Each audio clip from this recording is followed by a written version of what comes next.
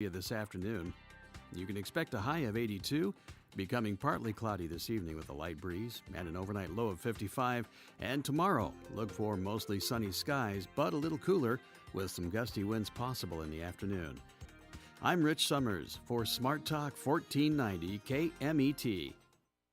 Hello, listeners. This is Christopher from The Christopher Show. Hey, if you missed one of our shows here at KMET, don't worry about it. You can go to our webpage, and that's KMET1490am.com. Go to the homepage, click on the SoundCloud tab, and hear any show anytime you want. The Inner Voice Show is a dialogue between the host and the listeners about their relationships. This show is not an attempt to assess, diagnose, or treat any mental health or illness condition. Please consult your physician, psychiatrist, or psychotherapist for personal matters.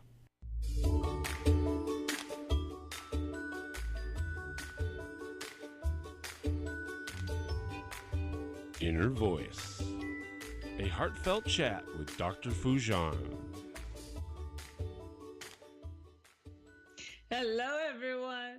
I'm Dr. Foojan Zeine. Welcome to the Inner Voice Show, and I have Sean in studio.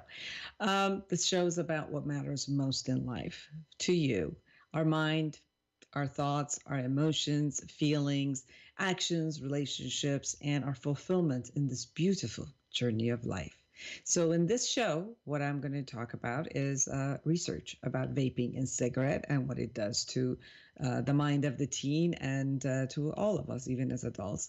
And then I will speak to Molly Phonpadith, which is the CEO of the SOAR Community Network. She's a TEDx speaker, 2 times #1 international best-selling author and a podcaster. And she's an executive producer and a host of Tea with Molly at a cable TV show. So I'm excited to have her on. You can call us and talk to Molly and I in studio line 951-922-3532. Love to hear from you and for you guys to be part of our conversation. We'll be right back with the tip of the week.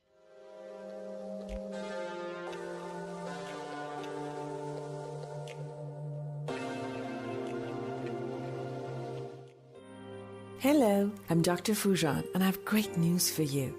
I'm offering a special time-limited offer to anyone who's interested in online therapy or coaching sessions. I've developed the awareness integration model, which allows in only 12 weeks to raise your self-esteem and confidence and let go of your thoughts and emotions that produce depression and anxiety for you. So call today to schedule your online session and save $600. Call me today at 818-648-2140. That's 818-648-2140. Or go to www.foojan.com.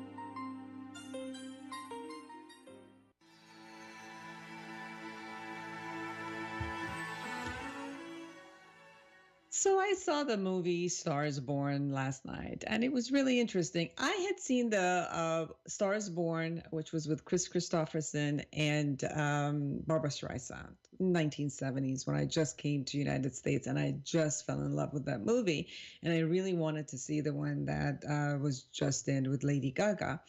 I was really impressed with the movie, but one of the things that it brought up for me, since I do work a lot with addiction and relationships, so I was looking at it from the perspective of addiction and how much the concept of addiction is about attachment. And that's why many times when a person falls in love and they really enjoy being in somebody's company at the beginning, it also becomes a motivator for them to let go of their addiction. Many of the addicts, they come to me or they go to recovery because they just fall in love. And the same type of a surge of dopamine is in their brain.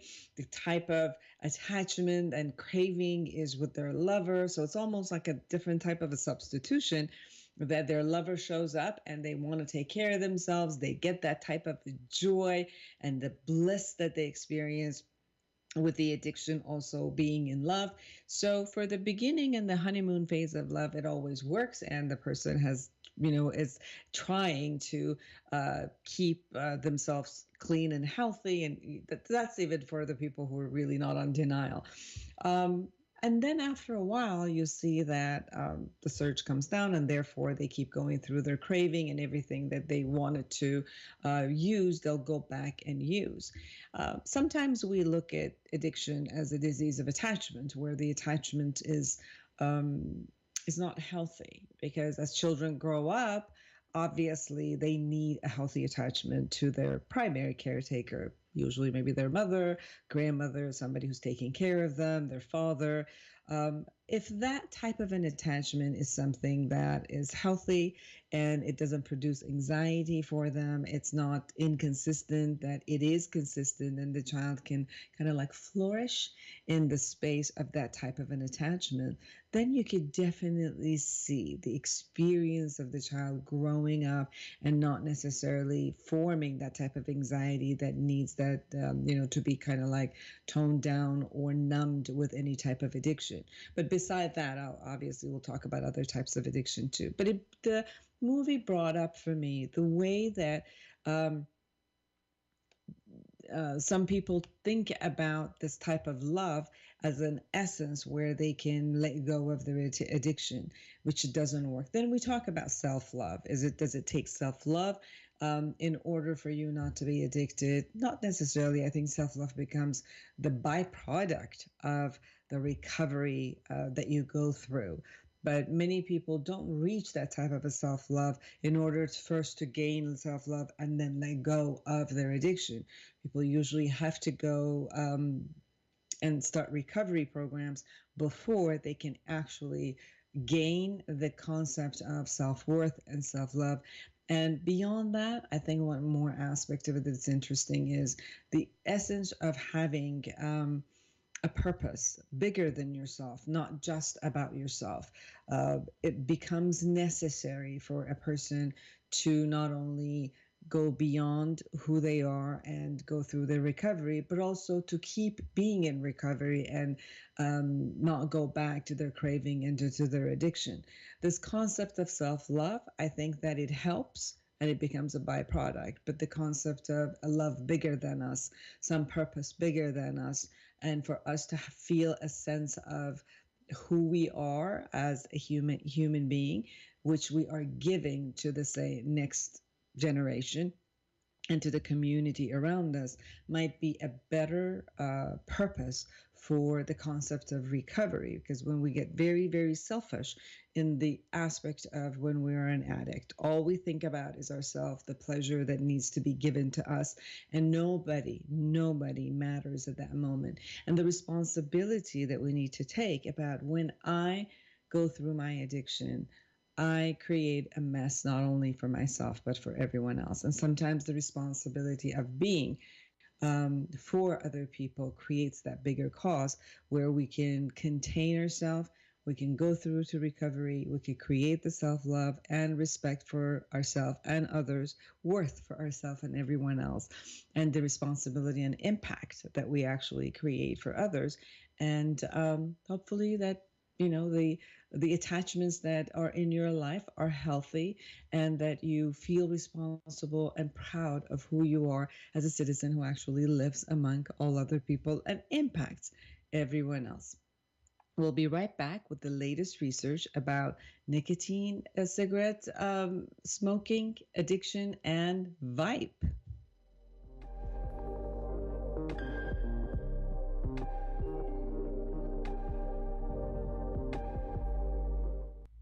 Join the conversation every Monday afternoon at 3 p.m. Pacific for Inner Voice Heartfelt Chat with Dr. Foojan. Dr. Foojan is a radio and TV host, international speaker, psychotherapist, life coach, and the author of Life Reset, The Awareness Path to Create the Life You Want. She brings you the latest research and interviews with experts in the field of cognitive sciences. Anyone who loves to grow and create growth for humanity gets a voice on this call-in show. Inner Voice Heartfelt Chat with Dr. Foojan. Monday afternoons at 3 p.m. Pacific on Smart Talk KMET 1490 AM and on KMET 1490AM.com.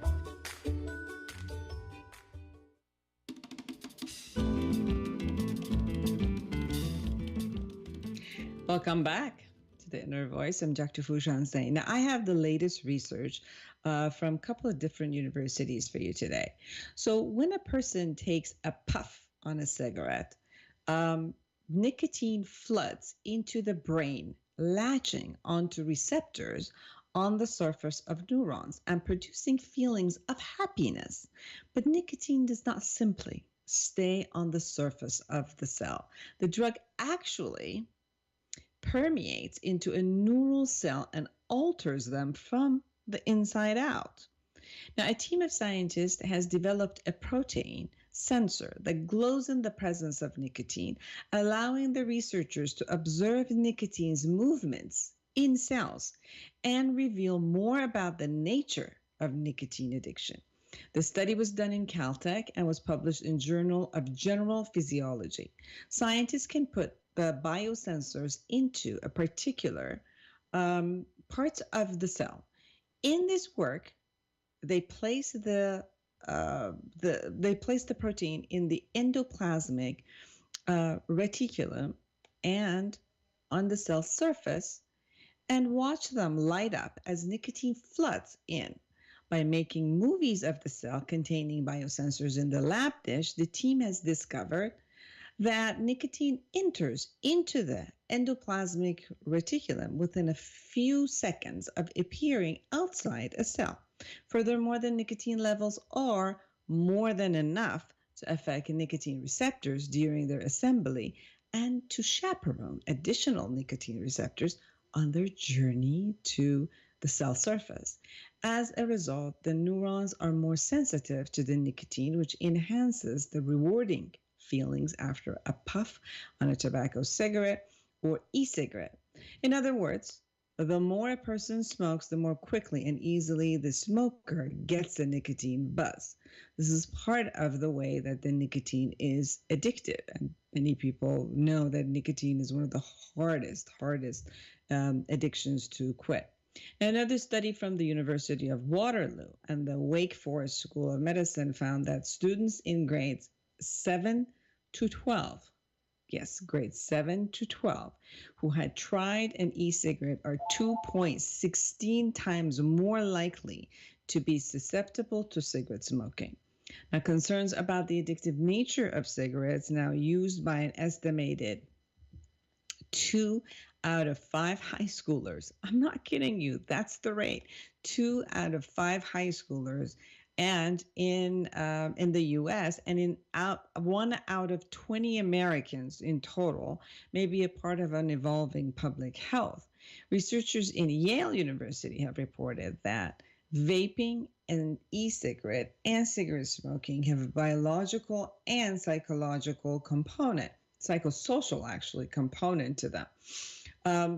When the person smokes a cigarette, they actually change the dopamine in their body. And the concentration of dopamine changes in the brain, so that even watching someone who is smoking can start triggering your craving. So the younger the developing brain is getting addicted and using cigarette, the faster they will get addicted and the harder it is in order for them to actually quit. So another data being presented at American College of Cardiology's 68th annual scientific session, new research shows that adults who report puffing e-cigarettes or vaping are significantly more likely to have a heart attack, a coronary artery disease, and depression compared with those who don't use them or any types of tobacco products. So e-cigarettes vapor boosts the production of inflammatory chemicals and disables key protective cells in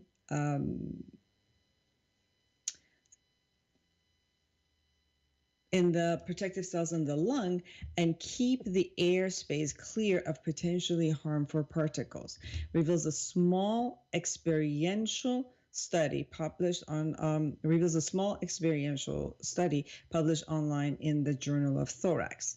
So in another small study, they said that infrequent cannabis users, Johns Hopkins and medicine researchers have shown that compared with smoking cannabis vaping, it increases the rate of anxiety, paranoia, memory loss, and distraction when doses were the same. So, as you can see, the vaping industry is not only opening people more to cigarette smoking, and most people who haven't even smoked cigarette before and they started with vaping, they opened themselves up to cigarette smoking. But even when they were using regular cannabis use versus vaping cannabis, it was affecting them more. So you're looking at how the addiction can start and what it would do to your body and to your brain. And now you're also watching that the cell, it goes inside the cells, and when the recovery starts, it takes a longer time for it to be cleaned up from your body. I remember when I smoked probably from the age 12 or 13, yeah, very young, all the way to 35. And then I quit a couple of times, and then I relapsed a couple of times until I quit about 20 years ago. It was really hard, but it was like a lot of people did not know that after many, many years of still not smoking cigarette, that when I went to exercise, my whole body became toxic again because the fat cells were bursting and nicotine and was, all getting I felt overpowered by nicotine in my body again. And I was going to hospitals almost every single week in order to take care of myself. And it was still very, very hard. So yes, I started early. I finally quit 2 years ago. I'm really happy that I did. And at that time, we didn't even know how toxic all of it was. So I hope that this information also helps you if you wanted to quit smoking and not thinking and being in denial that vaping is better than actually smoking. So I'm excited to be back here with Molly Phonpadith. She's the CEO of the SOAR Community Network, and she's a TEDx speaker, 2 times #1 international best-selling author, marketing strategist, and business consultant, podcaster, and the executive producer, host of Tea with Molly cable TV show. In 2015, Molly was selected as the Belief Team Community Partner through Values Partnership of the Oprah Winfrey Own Network, Belief Initiative. The SOAR Community Network works with the small and mid-sized conscious businesses, nonprofits, and brands to create and implement strategic plans with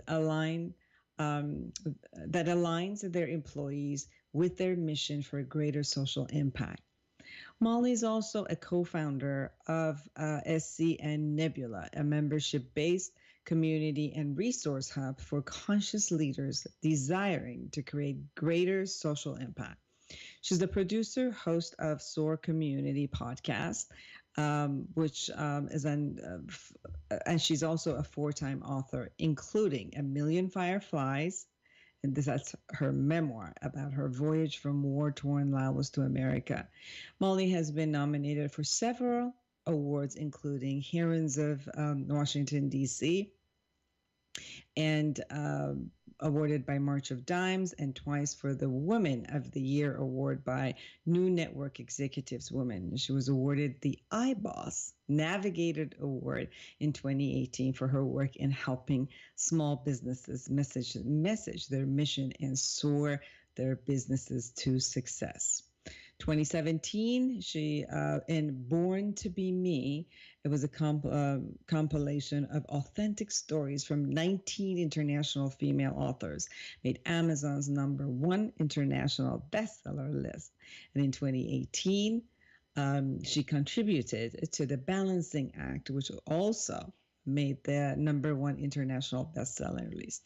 Molly has shared her insights at hundreds of events, corporate retreats, classrooms, boardrooms, and conferences, including the Congress of Congress, the Library of Congress, Smithsonian's, University of Maryland, George Mason University, Huffington Post, Entrepreneur.com, Today's Magazine, Asian Fortune newspaper, American Meditating Radio with Dear Sister Jenna, and Voice of America.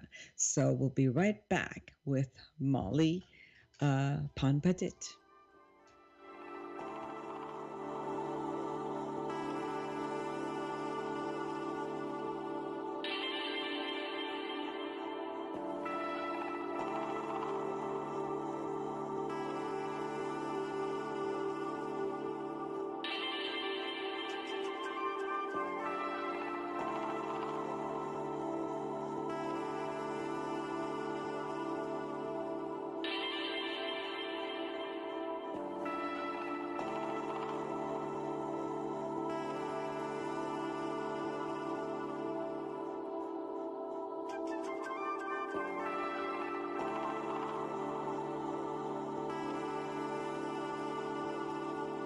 Dr. Foojan Zeine is a psychotherapist, a marriage and family therapist, and a life coach with more than 27 years of experience. She is the author of the Awareness Integration Model, which has been researched and published in numerous international journals. Dr. Foojan has offices in Beverly Hills, Irvine, and Woodland Hills, California, and also consults online and by telephone. Make an appointment with her today by calling 818-648-2140 or go online to www.foojan.com. That's www.foojan.com.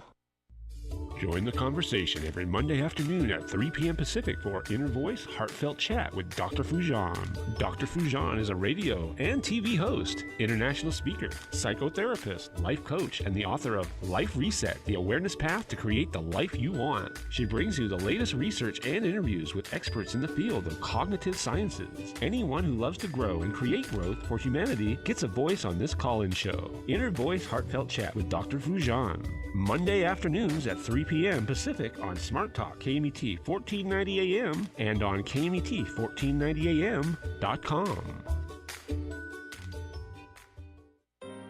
Hello, I'm Dr. Foojan, and I have great news for you. I'm offering a special time-limited offer to anyone who's interested in online therapy or coaching sessions. I've developed the Awareness Integration Model, which allows in only 12 weeks to raise your self-esteem and confidence and let go of your thoughts and emotions that produce depression and anxiety for you. So call today to schedule your online session and save $600. Call me today at 818-648-2140. That's 818-648-2140, or go to www.foojan.com.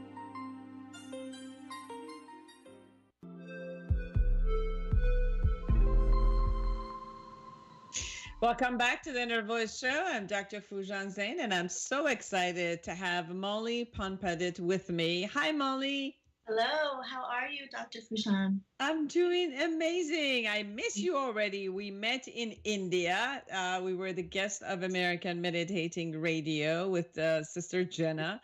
And I got to actually meet you and your wonderful husband and the team. And I really enjoyed our conversation, and I really wanted to have you on my show for you to talk about your experiences of kind of immigrating, the challenges that comes with it, how you found you and your resiliency, and how you're taking the same concept of vulnerability and resiliency and taking it into businesses and working with the leaders and, their companies into bringing some conscientiousness into their system and the way that they treat each other pretty much. Well, I guess I can start by saying that when I came to the U.S., I was very young. I was 4 years old when we escaped Laos. And my parents, they showed me resiliency.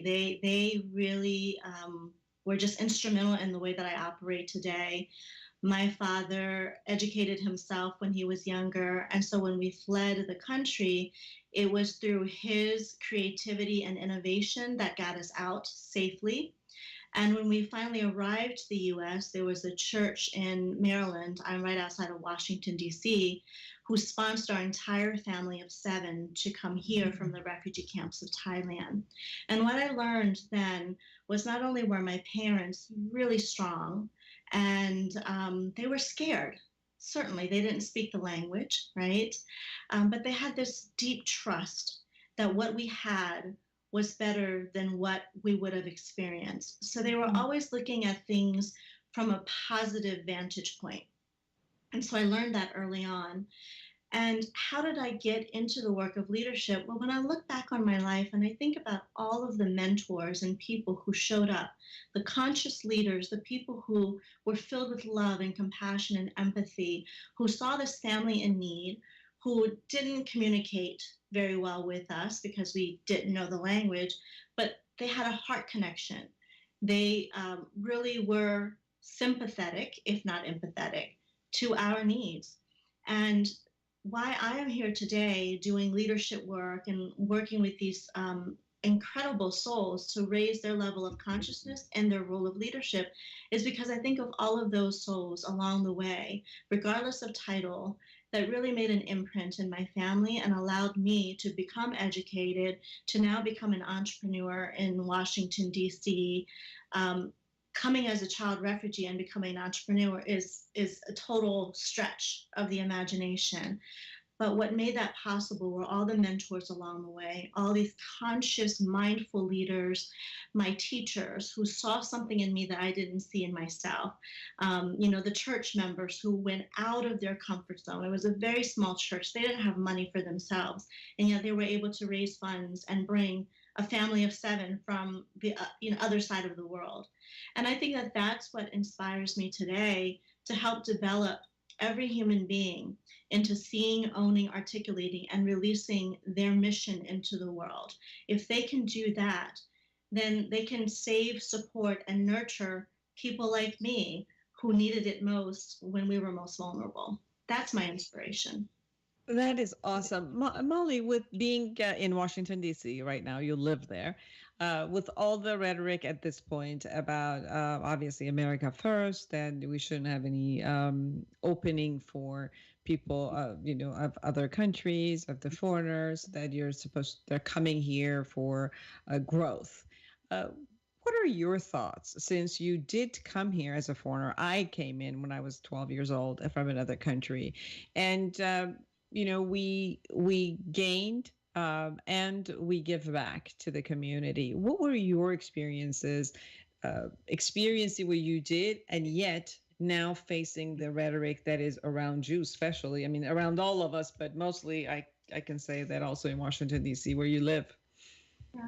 Well, we certainly feel the rhetoric because we're right here where the policies are being made. And, I am a 10-minute drive from Washington, D.C. We're in Northern Virginia and Old Town Alexandria, but we feel it.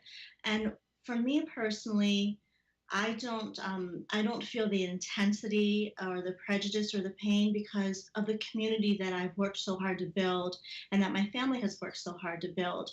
And I think the very important issue is that when you have a community of people who really see you as a human being and see you as a soul, they don't see you as a refugee. They don't see you as the other. They don't see the color of your skin beyond when they first met you and it just happened to be that you're in this vessel and that's what you look like. But it really comes down to us going out of our comfort zone to be curious about the other person, to know what their story is. I think once they understand where I came from, the story, the journey, that our parents never asked for handouts. My parents, we were on food stamps, and my father came home one day and said, we're going to work really hard so that we don't have to depend on anybody else. And I think most immigrants and most refugees, they escape something horrid. They're not coming here because they're trying to take anything from. They just want a chance to live, and they want a chance to contribute and give back, in exchange for a safe haven. Really, I mean, that's the most simplified way that I can put it. And I think if we can just speak to one another as human beings, we won't be hearing that level of anger and fear, and we won't experience it as much. Unfortunately, that doesn't happen in all parts of the world. It doesn't even happen in this community. But in my community and who I choose to be around and the types of conversations that I choose to have, it makes it less painful. Absolutely. And I get it that you really experience what compassion can do from the group, the church, that opened up their heart. And not only that they opened up their heart, but they actually did something. They created a way to bring their compassion into your life. And the power of that compassion and how it heals the world in a sense. And for me, being in the therapy world, compassion is the most important factor. Acceptance, compassion, seeing and valuing someone is the most important factor, where I could see it every day where somebody gets healed within that space. And I sense that you brought that, you experienced that, and then you were bringing that into the business world. And why business world? Why did you think that the business world really needed to experience that compassion?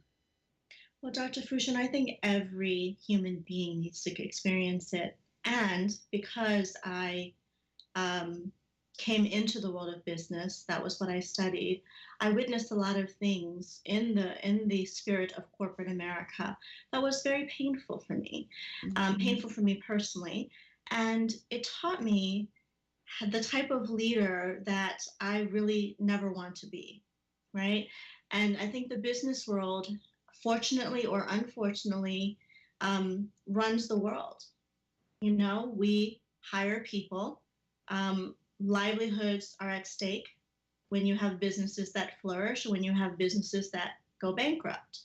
And because of that, because of how society is run today, at least in the modern world, right, it's very important that if we're going to be impacted by businesses and business owners and business leaders, we need to then be able to tap into the human capacity of those leaders, helping them to recognize that their decisions matter, and not just for them and their pocketbook or their lifestyle, but everybody else who is affiliated and associated with the work that they do. You know, from building the products in a faraway land that they may never meet that person, you know, to the leader sitting next to you who's running the business with you. Every decision you make impacts the whole. And that's in business, that's in life. And because our corporate world is let's just say that, you know, we have lobbyists for a reason. I'm in Washington, D.C. It matters that there are businesses. Businesses should be around because we need that to have a healthy economy. What we strive to do, though, is help leaders understand their role, teach them mindfulness, help them tap into compassion, you know, understand that whatever products and services that you offer, is it truly serving the community to a greater good? And not all leaders buy into that, but we want to slowly and surely, one by one leader at a time, help them understand that their role does matter. It is life or death for many people that they impact based on their decisions. They do. Now, when you're looking at the conscientious leader, what is your definition of a conscientious leader versus a leader that basically has the business in order to profit for themselves and move forward? Although all businesses go for profit, but what is it that makes that difference? Well, I think, you know, tapping into a leader who understands that to have a successful business, you have to have profit. But can you make a profitable business and serve a purpose? Can you elevate your level of profitability and share it, give it back, so that it keeps coming to you? I mean, there's this law of karma, right? If you do the right thing and you're supporting the collective community, you have so many more brand ambassadors that are working for you. You have higher retention because people want to come to work to support a leader that's doing some good in the community. I think that the difference between a leader who wants to be profitable and knows that there is a purpose for that, to serve, to give, there's a philanthropic aspect to it, than just the person who is trying to create wealth and a better lifestyle for themselves and for those they love, and it stops there. I think that when you have a conscious, mindful leader, they are thinking about the entire ecosystem, all sentient beings on this planet. You know, I think that that is where mindfulness practices, meditation, really help us to go deeper to a place of spirituality that we weren't taught in business. We were told to leave personal at home and go to work and be professional.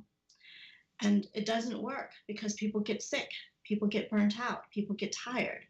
They're not feeling connected to who they really are, and the whole person cannot come to work. That's a problem. And I think that's why we see so much evidence now of anxiety and depression in the workplace. And it's interesting, the word professional, as you used it, many times the word professional gets this connotation that we're separate and we're not close. If we're supposed to be professional, we're not close. And I know that many times when couples come to my office, or the families come to my office, and they're really are being disrespectful to each other and give themselves the right to be angry and say whatever comes out of their mouth, I usually ask them, how do you treat everybody the 8 hours or 10 hours that you were in business, and can you bring that way of communicating and being professional actually at home? Because there's a separateness that allows you can see another human being, and you need to be polite to them, and you need to actually hold their value. So the word professionalism is very interesting because it holds some level of space and respect all in it.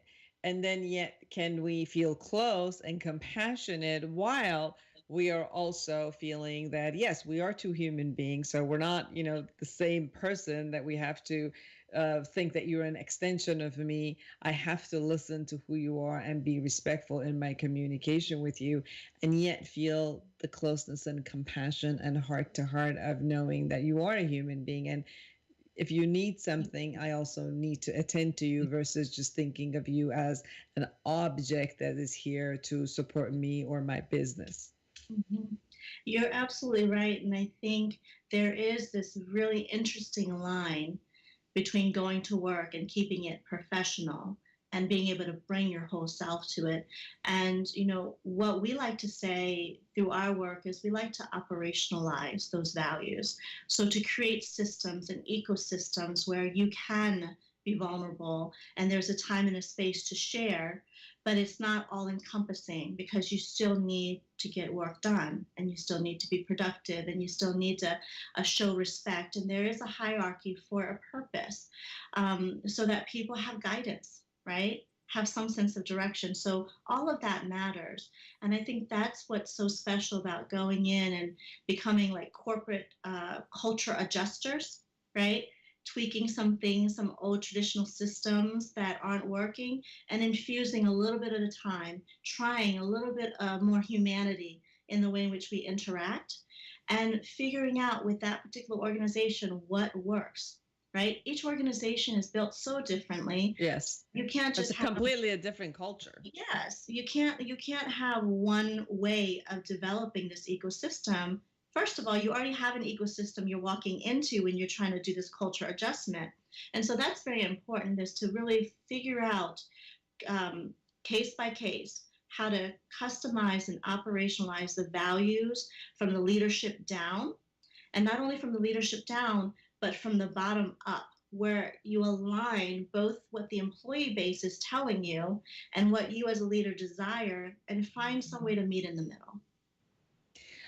When you're looking at by the way, everyone, please, you're listening to Inner Voice show. I'm Dr. Foojan Zeine. I'm talking to Molly Phonpadith from SOAR Community. And if you wanted to contact her, go to www.soarcommunitynetwork.com. So you know what we're talking about. We're talking about Molly and her husband creating this wonderful business, SOAR Community Network, which they go into businesses and they create conscientious leaders for a better world. And that is something that we really need, because I can see that every time we all have to work, and every time that our work environment, that again 8, 10, 12 hours of work environment is not working for us emotionally, physically, psychologically, relationally, that it disrupts our whole system. When it doesn't work for us financially, it disrupts our whole system. So having a community that is related to work and related to our finances and related to our sense of purpose and ego, and a lot of times who we are, and not ego from I'm talking more of a healthy ego. When we really foster those cultures, and because we spend a lot of time there and a lot of our life is dependent on that culture, when we foster that culture and make it into a system that is compassionate and conscientious, that also flows to all other aspects of our life. So thank you for doing that, and thank you for taking on that concept.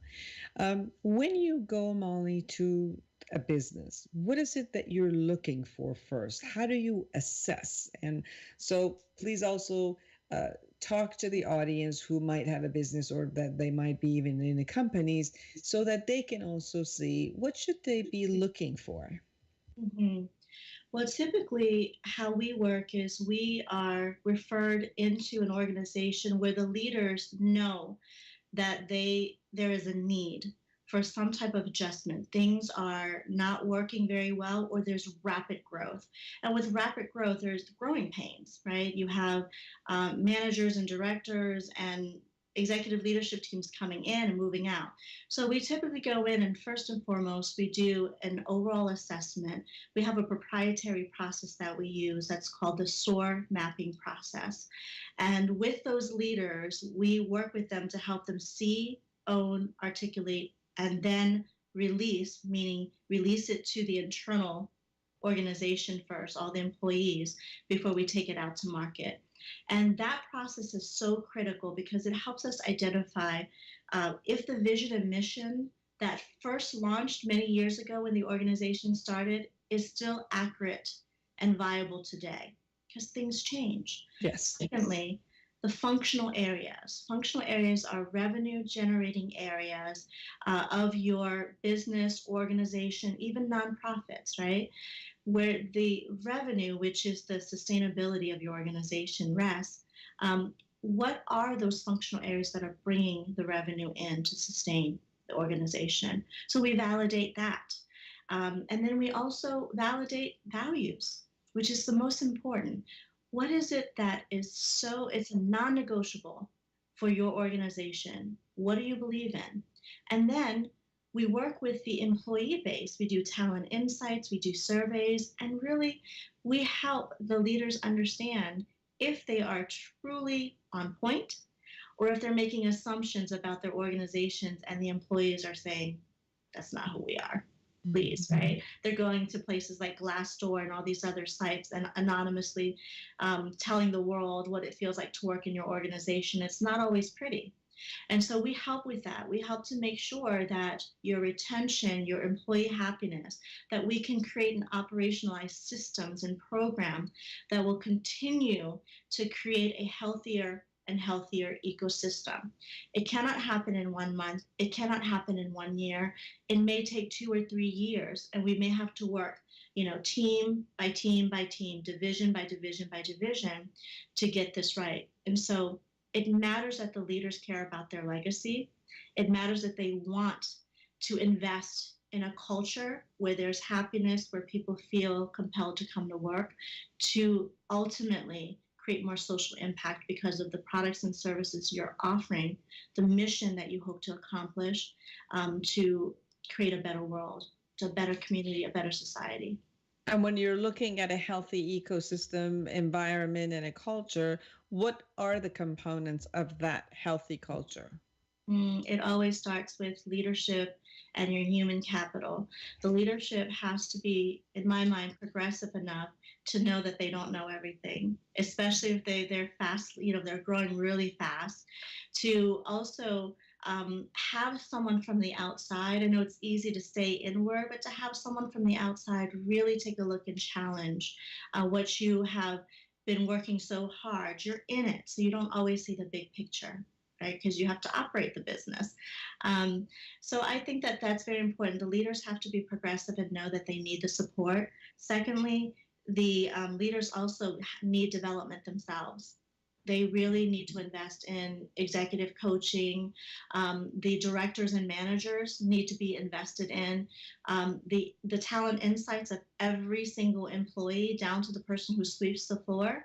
They need to have an assessment to help the leaders understand how they're wired, what drives them, what motivates them. And that assessment should then help paint an overall picture of what the ecosystem really looks like today.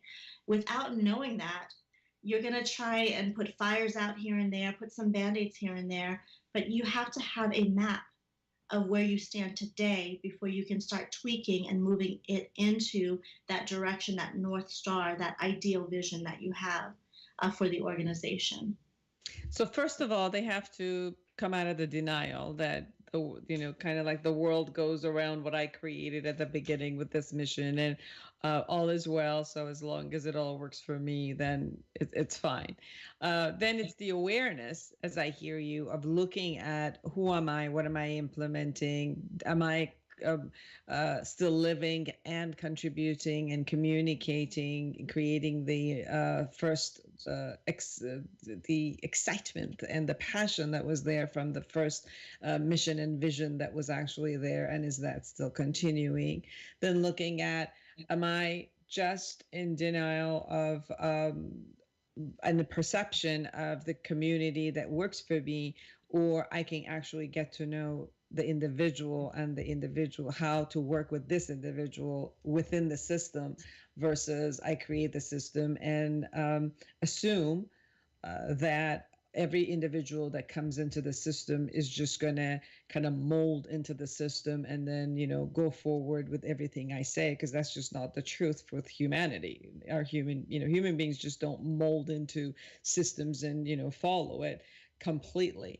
So the awareness of people who are around me, myself and people who are around me, or the team of the leaders that are there, then it would allow to implement systems that are flexible enough to attend to each individual. And because it's attending to each individual, the compassion is there, the respect is there, and then it creates that type of a conscientious space.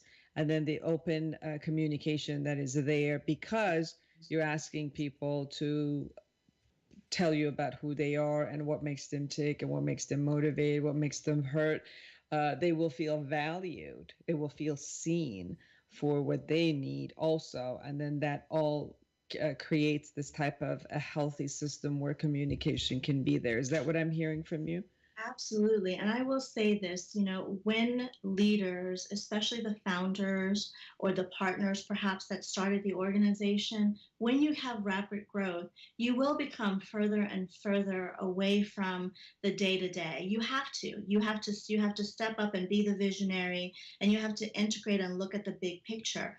And at the same time, that's why it's so important to operationalize and put these systems in place so that there's a routine for humanizing, the experience of coming to work. To have, we have a partner that does mind teams, so many masterminds that are embedded inside the organization so that the employees have a safe place to go. The managers and the directors need to be empowered, because if you're the founder and you have hundreds or thousands of employees, you don't have the capacity to answer all of your emails or just see every single person. But if you create a culture where everyone at the management level who happens to take care of their people or has it responsible and accountable to it, if they're empowered, if they're developed into conscientious, more compassionate, more empathetic leaders, because those can be developed. It's not natural to everybody, but those can be developed over time. Then you create this culture where from the top, even though that person isn't in front of every single employee, their resonance, their vibration, their belief of the greater good for my community, which has to start inside. If you can't take care of your own people as family, and then you neglect them and just serve the consumers very quickly will find out. There's too much technology and tools to know, to have access to these days. So that's very important, that leaders need to take care of their internal family members, I like to say, internal team first, before making those brand promises out into the world. I've also sensed that many of the companies who also have a bigger vision in creating something for the larger community in the world. So not only that they're producing something and they're being profitable, when they also take part of that profit and allow, their even employees to share this type of profits within an action which gives to the community at large.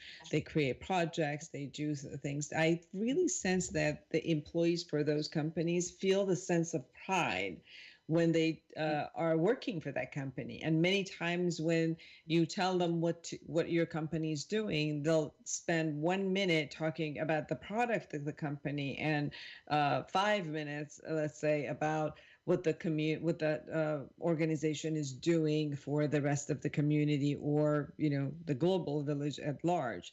So this type of a conscientiousness also leads itself to that type of little bit of an altruism or sense of pride and mission and feeling greatness of that an employee also has within that company.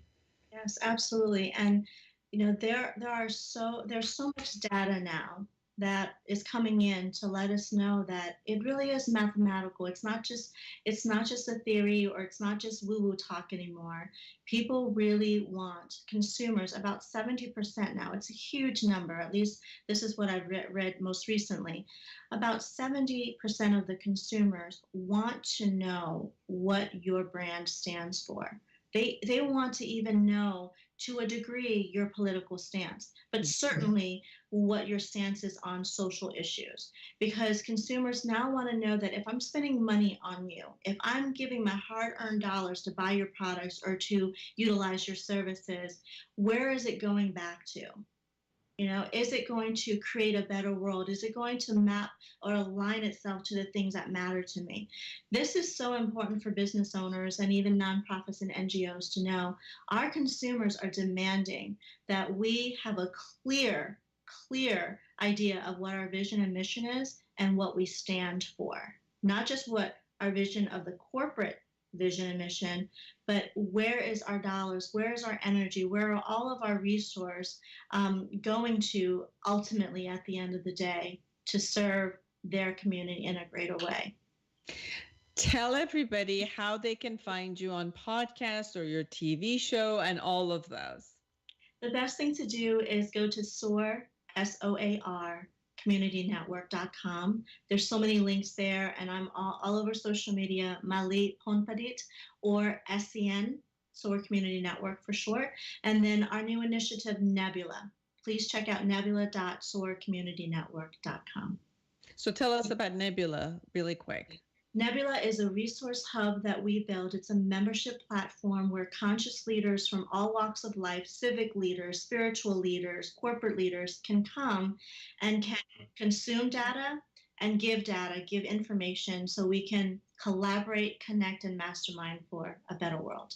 Oh, that's fantastic. So go to soarcommunitynetwork.com and find Molly Phonpadith and connect to the group of conscientious leaders that are there and become one. That's the best thing that you could ever do for yourself, for the community that you have, and for the world at large. Thank you so much, Molly, for joining me, and hope to see you more and more. I wish you the best with all that you're doing, and I thank you for what you're doing for all of us in a global way. Thank you as well. And for everyone who's listening, thank you so much for being with us. Create an amazing world for yourself and everyone around you. And we'll be back next week, same time. Bye-bye.